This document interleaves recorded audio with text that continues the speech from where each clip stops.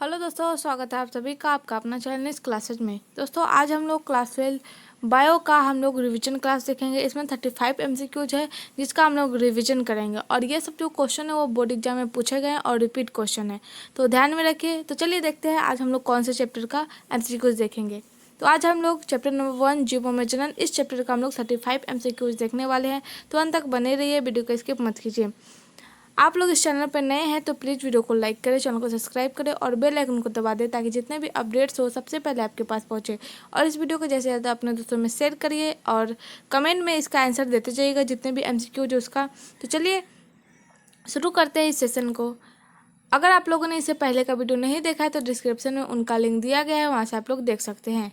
तो हमारा first question है, शरीर के बाहर होने वाले निषेचन को क्या कहते हैं।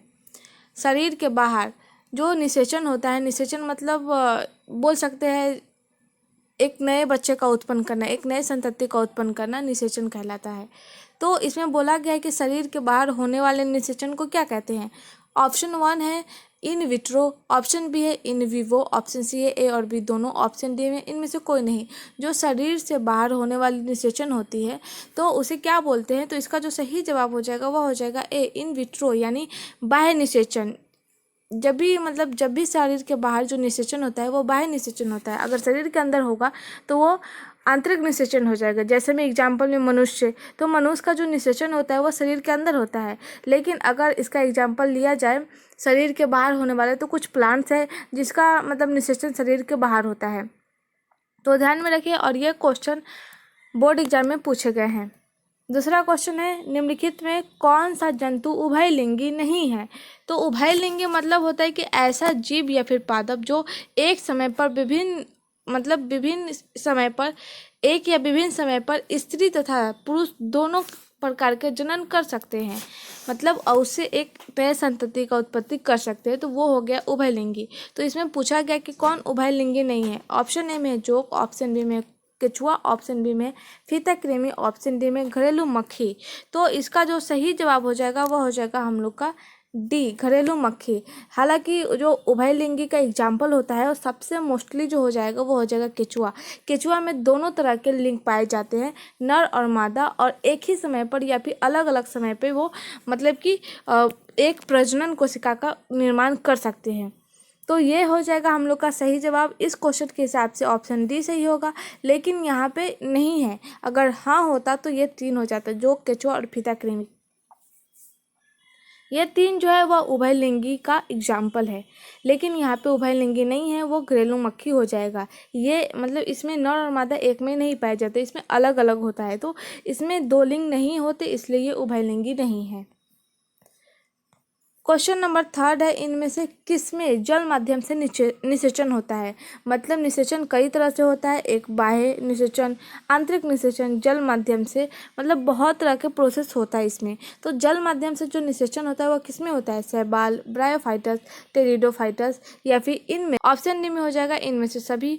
तो इसमें बोला कि जल माध्यम से निषेचन होता है, तो जल माध्यम से जो निषेचन हो जाएगा इनमें से सभी हो जाएगा, शैवाल, ब्रायोफाइटस, टेरिडोफाइटस। ये जो है इनमें तीनों में जो होता है वो जल माध्यम से ही निषेचन होता है। क्वेश्चन नंबर 4 है निम्नलिखित में किसमें बाह्य निषेचन होता है। हालांकि फर्स्ट क्वेश्चन में पूछा गया था बाह्य निषेचन को इन विट्रो कहा जाता है। तो बाह्य निषेचन किसमें होता है, मेढक, हिरन, मनुष्य या फिर घोंघा। तो इसका जो मोस्टली एग्जाम्पल हो जाएगा वह हो जाएगा हम लोग का ए, ऑप्शन ए सही होगा। मेढक में बाह्य निषेचन होता है, और कुछ प्लांट्स में भी जो होते हैं जो बाह्य निषेचन होता है। इसका जो बाह्य निषेचन ये इसके शरीर के बाहर ही निषेचन होता है और शिशु का जन्म, एक नए संतति का जन्म देता है। तो बाह्य निषेचन जो हो जाएगा किसी भी जंतु या फिर प्लांट में शरीर के बाहर निषेचन होता है। तो ऑप्शन ए सही हो जाएगा। ये मोस्टली एग्जाम्पल है हम लोग का बाह्य निषेचन का। क्वेश्चन नंबर 5 है युग्मक स्थानांतरण हो सकता है। युग्मक स्थानांतरण मतलब हो जाएगा एक जगह से दूसरी जगह जाना, लेकिन इसमें युग्मक स्थानांतरण बोला गया है तो एक युग्मक जो है एक जगह से दूसरी जगह जा सकता है, जल द्वारा, वायु द्वारा, हवा द्वारा या इनमें से सभी द्वारा। तो इस क्वेश्चन में बताना है इसका सही जवाब। तो क्वेश्चन नंबर 5 का जो सही जवाब हो जाएगा वो हो जाएगा डी हम लोग का, कि जो युग्मक स्थानांतरण जो हो जाएगा जल द्वारा भी हो सकता है, वायु द्वारा भी हो सकता है, हवा के द्वारा भी हो सकता है। जल द्वारा मान लीजिए किसी भी प्लांट का बीज है, वो अगर बारिश की वजह से या फिर कहीं भी जल हो तो उसके माध्यम से वो पानी के थ्रू वो बहते हुए किसी और प्लांट तक जा कर के और एक संतति का विकास करता है। वायु द्वारा मतलब हवा में भी उड़ के जा सकता है और आंधी तूफान में भी जा सकता है। तो इसके 3 प्रोसेस होते हैं, जल, वायु, हवा। हवा और वायु का मतलब एक ही है। तो जो युग्मक स्थानांतरण हो सकता है ये 3 विधि द्वारा हो सकता है।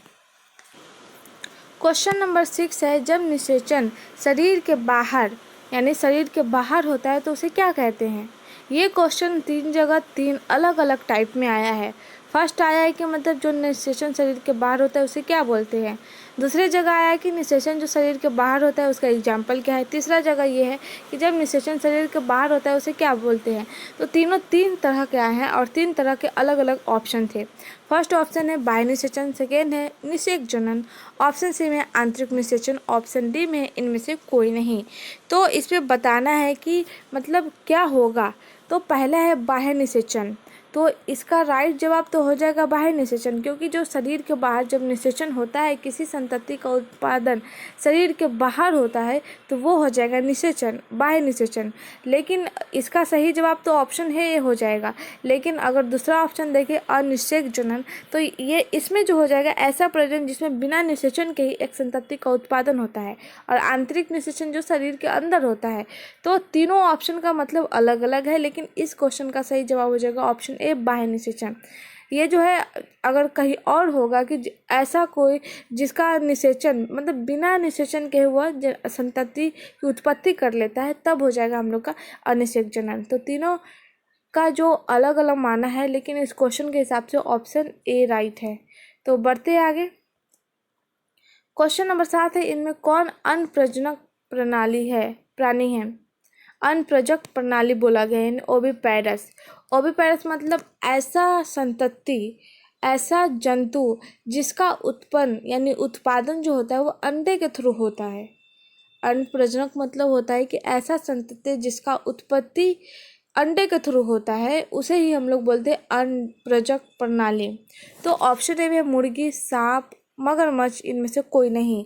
तो इस क्वेश्चन का जो सही जवाब हो जाएगा हम लोग का ऑप्शन डी हो जाएगा, क्योंकि मुर्गी में भी जब संतति की उत्पत्ति होती है मतलब एक संतान को उत्पन्न होता है तो अंडा के थ्रू ही होता है। सांप भी अंडे देते हैं और मगरमच्छ भी अंडे देते हैं। तो ये 3 जो है वो तीनों अनप्रजक प्राणी हैं, जिसमें संतति की उत्पत्ति एक अंडे द्वारा होता है। क्वेश्चन नंबर 8 है, केचुआ प्राणी है। केचुआ कौन सा प्राणी है, एक लिंगी, द्विलिंगी, अलिंगी या फिर नपुंसक। तो केचुआ में जो होते हैं वो नर और मादा एक ही में पाया जाता है, अलग अलग नहीं होते मनुष्य जैसा या फिर अदर कोई और प्लांट एनिमल्स जैसा। लेकिन केचुआ में जो दोनों होते हैं मतलब एक ही में होते हैं, नर और मादा दोनों एक ही में पाए जाते हैं। तो इसका जो सही जवाब हो जाएगा वो हो जाएगा केचुआ जो हो जाएगा द्विलिंगी हो जाएगा, ऑप्शन बी राइट होगा। क्वेश्चन नंबर 9 है, इनमें से किसे बंगाल का आतंक कहा गया है। ये मोस्ट इम्पॉर्टेंट क्वेश्चन है, कई बार बोर्ड एग्जाम में पूछे गए हैं। बंगाल का आतंक किसे कहा जाता है, ब्रायोफिल्म को, जलकुंभी को, अगेव को या फिर केला को। तो जिसे बंगाल का आतंक कहा जाता है वो जलकुंभी को कहा जाता है। इसे बंगाल का आतंक इसलिए कहा जाता है कि जो बंगाल का खाड़ी होता है, एक नदी होता है, एक तालाब होता है, उसमें अगर ये उग जाए तो वो पूरे तालाब को ले डूबता है। इतनी तेज़ी से ये मतलब ग्रो करता है जिसके कारण वो पूरे तालाब को अपनी चपेट में ले लेता है, इसलिए इसे बंगाल का आतंक कहा गया है। ये ज़्यादातर बंगाल में ही देखे जाते हैं। तो जलकुंभी को ही बंगाल का आतंक कहा जाता है। क्वेश्चन नंबर 10 है, इनमें कौन ठहरे हुए पानी में उगकर ऑक्सीजन खींच लेता है। ऑप्शन ए में जलकुंभी, ऑप्शन बी में हाइड्रिला, ऑप्शन सी में कमल, ऑप्शन डी में है धान। तो इसका जो सही जवाब हो जाएगा हम लोग का ऑप्शन ए में हो जाएगा जलकुंभी। तो जलकुंभी को फर्स्ट ऑफ ऑल उसको बंगाल का आतंक कहा जाता है। दूसरा जो ये ऑक्सीजन खींच लेता है पानी में से। जितने भी जंतु अगर पानी में होंगे, फॉर एग्जांपल फिश, फ्रॉग यानी मेढक, ये सब जो अगर पानी में होंगे तो ये जो जब इतनी तेज़ी से ग्रो करेगा वो पूरे ऑक्सीजन को खींच लेता है जलकुंभी, जिसके कारण जितने भी एनिमल उसमें पाए जाते हैं वह सबकी डेथ हो जाता है। तो वो सब मर जाता है और पूरे तालाब पूरे नदी में ये कब्जा कर लेता है, इसलिए इसे बंगाल का आतंक भी कहा जाता है। तो जलकुंभी का दो इम्पोर्टेंस है, एक तो हो जाएगा इसे बंगाल का आतंक कहा जाता है, दूसरा ये ऑक्सीजन को खींच लेता है। बढ़ते हैं आगे। क्वेश्चन नंबर 11 है, जब एक नर और मादा गैमीट में युग्मन होता है तब यह क्या कहलाता है? जब एक नर और मादा जब ये जो है गैमीट में युग्मन होता है तो उसे क्या बोलते हैं? अलैंगिक जनन, लैंगिक जनन, वर्धिकायिक या फिर मुकुलन। तो क्वेश्चन नंबर 11 का सही जवाब देखने से पहले चारों ऑप्शन का मतलब समझते हैं। अलैंगिक जनन जिसमें सिर्फ केवल एक ही जनक शामिल हो करके एक नए संतति को उत्पत्ति करता है। जैसे में कोई प्लांट ले लेते हैं, मतलब केला भी ले सकते हैं, वो एक केला से मतलब बहुत सारे केला का प्लांट हो सकता है। इसका एग्जाम्पल अमीबा ये सब भी हो सकता है। लैंगिक जनन की बात करें तो लैंगिक जनन में दो यानी नर और मादा दोनों की जरूरत पड़ती है। इन दोनों के गैमीट मिल करके एक युग्मन बनाता है, एक निषेचन करता है, जिसके कारण एक संतति की उत्पत्ति होती है। वर्धिकायिक मतलब ऐसे बोल सकते हैं किसी भी प्लांट को काट करके, जैसे फॉर एग्जांपल गुलाब का, उसके टहनी से नए पेड़ का मतलब उत्पन्न किया, एक नए पेड़ का निर्माण किया जाता है। मुकुलन फॉर एग्जांपल एक मुकुलन है, ये मुकुलन यहाँ से टूट करके एक नए मुकुलन का निर्माण करेगा, फिर ये ग्रो करेगा, फिर ये ग्रो करेगा, फिर यहाँ से टूटकर एक नए मुकुलन का निर्माण करेगा। तो यही प्रोसेस जो है वो मुकुलन, इसे ईस्ट में देखा जाता है मोस्टली। तो ये ईस्ट के लिए बहुत ही इम्पोर्टेंस है। तो चारों में चार डिफरेंस है, लेकिन इस क्वेश्चन में बोला गया कि जब नर और मादा गैमीट में युग्मन होता है तब ये क्या कहलाता है? तो नर और मादा किस में प्रेजेंट होते हैं? लैंगिक जनन में। तो हम लोग का सही जवाब जो हो जाएगा वो हो जाएगा बी। बढ़ते आगे। क्वेश्चन नंबर 12 है, उस श्रेणी के पौधे में निषेचन होता है, बाह्य निषेचन, आंतरिक निषेचन, जल में या फिर हवा में? तो उच्च श्रेणी के जो पौधे में जो निषेचन होता है वह हो जाएगा हम लोग का ऑप्शन बी, आंतरिक निषेचन, यानी उसके अंदर उसके जो बॉडी पार्ट्स होती है उसके अंदर आंतरिक निषेचन होता है और नए प्लांट बॉडी का निर्माण होता है। हालांकि बाह्य निषेचन प्लांट उच्च श्रेणी के प्लांट में नहीं होता है, जल में भी नहीं होता है और हवा में भी नहीं होता है। तो इसका मोस्टली जो सही जवाब हो जाएगा वो हो जाएगा हम लोग का बी, ये आंतरिक निषेचन में ही पाया जाता है उस श्रेणी के पौधे। क्वेश्चन नंबर 13 है, सल्क कंद का उदाहरण है। ऑप्शन ए में अदरक, ऑप्शन बी में है दूब घास, ऑप्शन सी में है प्याज, ऑप्शन डी में है आलू। तो सल्क कंद के बारे में पहले जानते हैं कि सल्क कंद है क्या। तो सल्क कंद जो है मतलब ऐसा तना है जो बहुत से छोटे छोटे सल्क पत्रों से बना होता है, तो उसे ही हम लोग सल्क कंद कहते हैं। तो छोटे छोटे जो मतलब सल्क पत्रों से बना होता है। जस्ट फॉल प्याज को देखे होंगे आप लोग, प्याज के अंदर बहुत सारे लेयर पाए जाते हैं, तो वो छोटे छोटे सल्क पत्र होते हैं, तो उसी से मिल करके एक सल्क कंद बनता है। तो इसका जो सही जवाब हो जाएगा वो हो जाएगा हम लोग का प्याज। प्याज जो हो जाएगा सल्क कंद का एक अच्छा उदाहरण होगा। हालांकि एक अदरक को भी बात कर सकते हैं, तो अदरक एक कंद में आ जाएगा और आलू भी, क्योंकि उसमें बहुत सारे लेयर नहीं होते हैं। वो मतलब एक छोटे से अदरक से वो नए प्लांट बना सकते हैं, लेकिन उसमें लेयर्स नहीं पाए जाते। तो सल्क कंद जो हो जाएगा वो प्याज हो जाएगा। हालांकि कंद के लिए अदरक और आलू एग्जाम्पल हो जाएगा। क्वेश्चन नंबर 14 है, इनमें कौन भाग अगुणित है? अगुणित मतलब केवल एन, अंडाशय, परागकोश, पराग या फिर युग्मनज। तो अंडाशय में 2n पाया जाता है, परागकोश में 2n पाया जाता है, रहा पराग के बाद तो इसमें n पाया जाता है और युग्मन में 2n पाया जाता है। तो इस क्वेश्चन का जो सही जवाब हो जाएगा पराग जो हो जाएगा वह मतलब ऐसा भाग है जिसमें अगुणित होता है। युग्मनज 2n, अंडाशय 2n और परागकोश ये सब में 2n पाया जाता है। तो बढ़ते आगे नेक्स्ट क्वेश्चन की तरफ। क्वेश्चन नंबर 15 है हम लोग का कि प्राकृतिक अनिषेक जनन पाया जाता है। तो अनिषेक जनन प्राकृतिक मतलब वो मोस्टली प्राकृतिक द्वारा जिसमें अनेक निषेचन पाया जाता है, वह किस में होता है? मक्खी में, मधुमक्खी में, मच्छर में या इनमें से सभी में? तो क्वेश्चन नंबर जो 15 का सही जवाब जो हो जाएगा वो हो जाएगा हम लोग का मधुमक्खी में। मधुमक्खी में जो होता है वो प्राकृतिक द्वारा अनिषेक जनन होता है। तो अनिषेक जनन मतलब ऐसा निषेचन जो बिना निषेचन के भ्रूण या फिर नए पौधे या फिर नए जंतु का विकास होता है, उसे हम लोग बोलते हैं अनिषेक जनन। उसमें गैमेट नहीं बनता है, डायरेक्ट उसमें संतति की उत्पत्ति होता है, तो उसे ही हम लोग बोलते हैं अनिषेक जनन। तो इसका एग्जाम्पल जो हो जाएगा वो हो जाएगा हम लोग का मधुमक्खी। क्वेश्चन नंबर 16 है, स्तनधारियों में निषेचन कहाँ होता है? स्तनधारियों मतलब जैसे मनुष्य, एनिमल्स बोल सकते हैं। तो स्तनधारी में निषेचन कहाँ होता है? अंडाशय में, वशीय भाग में, गर्भाशय में या फिर फैलोपियन नलिका में। तो स्तनधारी में निषेचन बोला गया है। तो लाइक इसको देखिए,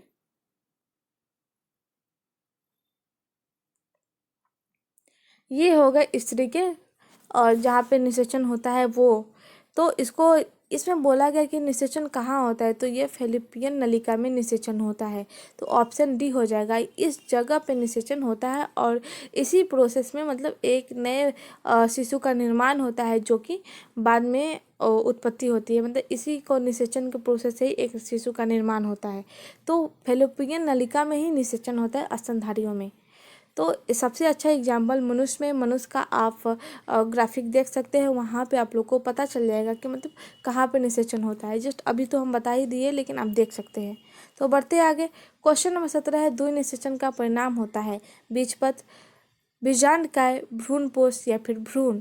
तो क्वेश्चन नंबर 17 में बोला गया है कि द्वि निषेचन का परिमाण।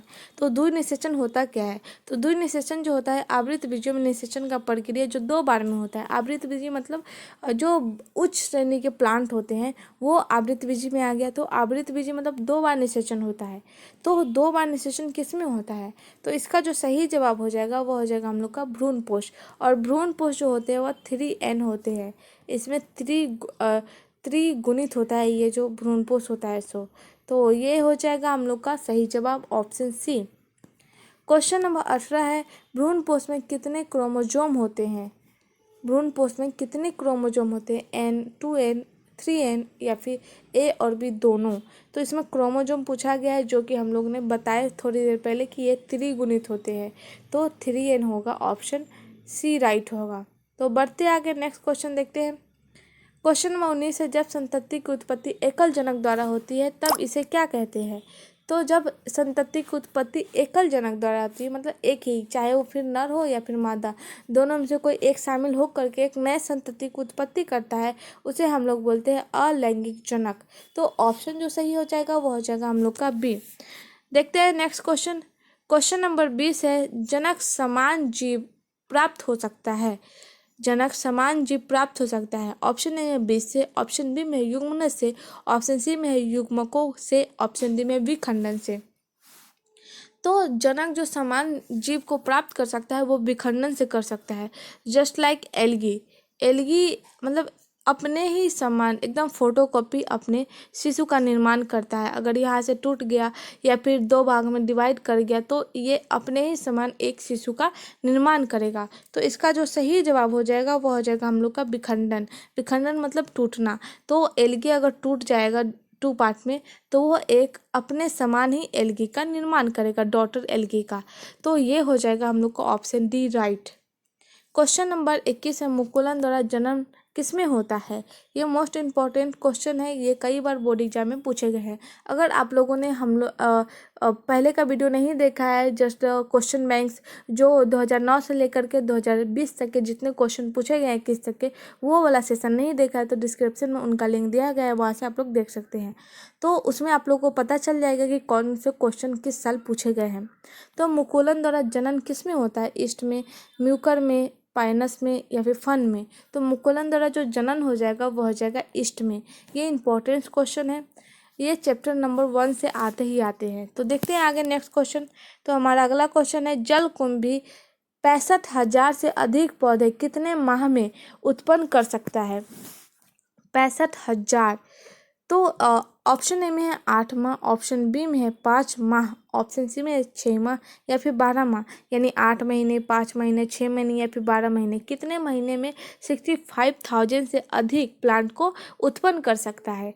तो क्वेश्चन नंबर 22 का जो सही जवाब हो जाएगा वो हो जाएगा ऑप्शन ए, 8 माह में, सिर्फ 8 माह में ये 65,000 से अत्यधिक प्लांट को उत्पन्न कर सकता है। जलकुंभी इतनी तेजी से ये फैलता है और ये जो है वो जल से ऑक्सीजन को खींच लेता है अपनी तरफ। तो ऑप्शन ए राइट होगा। क्वेश्चन नंबर 23 है, इनमें कौन केवल एक बार अपने जीवन काल में पुष्प पैदा करता है? मतलब अपने जीवन काल में सिर्फ एक बार ही पुष्प पैदा करता है? ऑप्शन ए में बांस, ऑप्शन बी में आम, ऑप्शन सी में है लीची, ऑप्शन डी में है जामुन। तो बात करें बांस की, तो बांस जो है वो अपने पूरे जीवन काल में सिर्फ एक बार ही पुष्प पैदा करता है। तो इस क्वेश्चन के हिसाब से ऑप्शन ए राइट होगा। हालांकि आम की बात करें तो ये हर साल, लीची भी हर साल और जामुन भी अपने मौसम के हिसाब से अपने पुष्प को पैदा करता है, लेकिन जो बांस होते हैं वह पूरे जीवन काल में सिर्फ एक बार ही पुष्प पैदा करता है। क्वेश्चन नंबर 24 है, ऋतु स्राव चक्र किसमें होता है? ऑप्शन ए है मनुष्य में, ऑप्शन बी में है बंदर में, ऑप्शन सी में चिंपैंजी में, ऑप्शन डी में है इनमें से कोई नहीं। तो जो ऋतु स्राव चक्र होता है वह इनमें से सभी में हो जाएगा, मनुष्य में, बंदर में, चिंपैंजी में और इनमें से सभी। तो ये तीनों में पाया जाता है ऋतु स्राव चक्र। क्वेश्चन नंबर 25 है, मनुष्य में युग्मकों में गुणसूत्रों की संख्या कितनी होती है? 21, 23, 44 या फिर 46। तो मनुष्य में जो गुणसूत्रों की संख्या हो जाएगी वह हो जाएगी 46। ये गुणसूत्रों की संख्या पूछा गया है। अगर यहाँ पे पूछा जाता है कि मनुष्य के युग्मकों में गुणसूत्रों की जोड़ी कितनी होती है, तो 23 जोड़ी पाई जाती है। दोनों में डिफरेंस है, बस क्वेश्चन में अंतर है, बाकी आंसर सेम होगा। किसी में उसका मतलब जोड़ा पूछा जाएगा तो किसी में पूरे गुणसूत्रों की संख्या पूछा जाएगा। जहाँ पूरे गुणसूत्रों की संख्या होगा वहाँ पे 46 और जहाँ पे जोड़ा पूछा जाएगा वहाँ पे 23 हो जाएगा। क्वेश्चन नंबर 26 है, किसे बाह्य निषेचन होता है? किसमें? मेढक में, हिरण में, मनुष्य में या फिर घोंघा में? बाह्य निषेचन जो शरीर के बाहर होता है तो ये मेढक में होता है। तो सही जवाब ऑप्शन ए हो जाएगा। क्वेश्चन नंबर 27 है, किसमें जल माध्यम से निषेचन होता है? शैवाल, ब्रायोफाइटस, टेरिडोफाइटस या इनमें से कोई नहीं। जल माध्यम से मतलब जल के माध्यम से वो अपनी संतति की उत्पत्ति करते हैं। तो ऑप्शन डी सही हो जाएगा। ये तीनों में पाया जाता है, शैवाल, ब्रायोफाइटस और टेरिडोफाइटस में। क्वेश्चन नंबर 28 है, कौन उभयलिंगी पादप नहीं है? पपीता, सरसों, मक्का या फिर गुड़हल? उभयलिंगी मतलब नर और मादा एक ही में पाया जाता है, लेकिन इनमें से कौन से ऐसे मतलब पादप है जिसमें उभयलिंगी नहीं पाया जाता? तो इसका जो सही जवाब हो जाएगा वो हो जाएगा पपीता। पपीता में जो है उभयलिंगी नहीं पाया जाता है। क्वेश्चन नंबर 29 देखते हैं। क्वेश्चन नंबर 29 में युग्मक स्थानांतरण हो सकता है जल द्वारा, वायु द्वारा, हवा द्वारा, इनमें से सभी द्वारा। तो युग्मक का स्थानांतरण इन सभी के द्वारा हो सकता है। तो ऑप्शन डी सही हो जाएगा। क्वेश्चन नंबर 30 देखते हैं। क्वेश्चन नंबर 30 है, निम्नलिखित में कौन सी विधि अलैंगिक प्रजनन की नहीं है? मुकुलन, लेयरिंग, बोना या फिर दाब लगाना? तो मुकुलन जो हो जाएगा मतलब इसमें जो हो जाएगा एक प्लांट से वो टूट करके एक नए मुकुलन का निर्माण करेगा। बात करें लेयरिंग का, तो बहुत सारे प्लांट जो होते हैं उसको लेयरिंग करके एक नए प्लांट का निर्माण किया जा सकता है।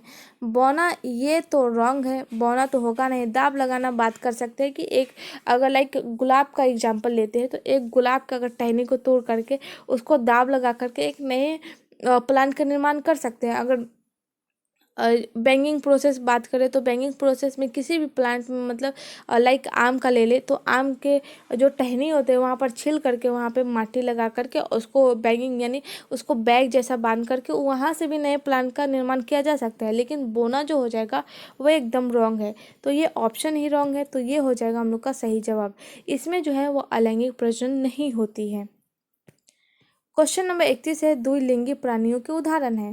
द्विलिंगी मतलब जिसमें दो लिंग पाए जाते हैं। ऑप्शन ए में स्पंज, ऑप्शन बी में टेपवर्म, ऑप्शन सी में जोक, ऑप्शन डी में इनमें से सभी। तो क्वेश्चन नंबर 31 का जो सही जवाब हो जाएगा वो हो जाएगा डी। क्वेश्चन नंबर 32 है, कोनोडिया का निर्माण किसमें होता है? पेनिसिलियम में, स्पाइरोगाइरा में, कारा में या फिर फर्न में? तो कोनोडिया का निर्माण पूछा गया है। तो क्वेश्चन नंबर 32 का सही जवाब जो हो जाएगा वो पेनिसिलियम में कोनोडिया का निर्माण होता है। तो बढ़ते हैं आगे नेक्स्ट क्वेश्चन की तरफ। क्वेश्चन नंबर 33 है, द्विखंडन किसमें पाया जाता है? द्विखंडन मतलब एक ऐसा जीव या फिर ऐसा एनिमल या फिर प्लांट जिसमें जो जनन की जो प्रोसेस होती है वो विखंडन में होती है, लेकिन उसमें दो हो जाते हैं मतलब टूट करके दो नए जीव का निर्माण करता है। फॉर एग्जांपल अमीबा की बात करें तो अमीबा में जब विखंडन हो जाएगा तो ये टूट कर दो डॉटर अमीबा का निर्माण करेगा। ये दो छोटे छोटे अमीबा का निर्माण करेगा। तो ये टूट करके दो विखंडन बनाता है। तो ऑप्शन ए में अमीबा, ऑप्शन बी में पैरामीशियम, ऑप्शन सी में जलकुंभी, ऑप्शन डी में अमीबा तथा पैरामीशियम दोनों में। तो अमीबा तो इसका सही जवाब है, लेकिन साथ में पैरामीशियम भी है। तो इसका जो सही जवाब हो जाएगा वो हो जाएगा डी। डी हो जाएगा, मतलब इन दोनों में पाया जाता है, द्विखंडन दोनों में पाया जाता है, अमीबा और पैरामीशियम में। और ये क्वेश्चन मोस्टली 3-4 बार तो बोर्ड एग्जाम में रिपीट है, तो ध्यान में रखिए इसको। क्वेश्चन नंबर 34 है, कौन नर युग्मक से संयोग कर भ्रूण बनाता है? अनिषेचित अंड, सहायक कोशिका, एंटीपोडल या फिर द्वितीयक केंद्रक। तो कौन जो है वह नर युग्मक से संयोग कर भ्रूण बनाता है? 34 का जो सही जवाब हो जाएगा वो हो जाएगा द्वितीयक केंद्रक। तो द्वितीयक केंद्रक मतलब हो जाएगा जिसमें 2n पाए जाते हैं, मतलब उसमें 2 केंद्र होता है। भ्रूण पोष में 3n पाए जाते हैं, लेकिन द्वितीय केंद्रक की बात करें तो जिसमें 2 केंद्र पाया जाता है वो हो जाएगा। तो इसका जो सही जवाब हो जाएगा द्वितीय केंद्र। इसमें नर युग्मक से संयोग कर भ्रूणपोष बनाता है। जब भ्रूणपोष बनाता है तो भ्रूणपोष का जो मतलब मान हो जाएगा वह 3n हो जाएगा, हम लोग का 3n हो जाता है, और एक भ्रूणपोष का निर्माण करने के बाद 3n हो ही जाता है। तो ये द्वितीय केंद्रक के अंडर में आता है। क्वेश्चन नंबर 35 है, जब संतति की उत्पत्ति 2 जनक द्वारा होती है, 2 जनक यानी नर और मादा इनके द्वारा होती है, तो ये क्या कहलाता है? लैंगिक जनन, अलैंगिक जनन, ए और बी दोनों। ऑप्शन डी में आंतरिक निषेचन। तो लैंगिक जनन की बात करें तो इसमें नर और मादा दोनों की जरूरत पड़ती है, जिससे नए संतति की उत्पत्ति होती है। तो ऑप्शन ए सही हो जाएगा। जबकि अगर अलैंगिक जनन की बात करें तो इसमें केवल एक, चाहे वह नर हो या फिर मादा हो, इन दोनों में से कोई एक जनक शामिल हो जाए तो नए संतति की उत्पत्ति हो सकती है। आंतरिक निषेचन मतलब शरीर के अंदर निषेचन होता है तो संतति की उत्पत्ति होती है। लेकिन इस क्वेश्चन में बोला गया था कि जब संतति की उत्पत्ति 2 जनक द्वारा होती है तो यह क्या कहलाता है? तो लैंगिक जनन कहलाता है। तो दोस्तों आज के सेशन यहीं तक है। Thank you for watching this video. मिलते हैं अगले सेशन में। आई होप ये सेशन पसंद आए तो लाइक करें, चैनल को सब्सक्राइब करें और बेल आइकन को दबा दें, ताकि जितने भी अपडेट्स हो सबसे पहले आपके पास पहुंचे। और इस वीडियो को ज़्यादा से ज़्यादा अपने दोस्तों में शेयर करिए। तो चलिए मिलते हैं अगले सेशन में। आज के लिए बस इतना ही। धन्यवाद।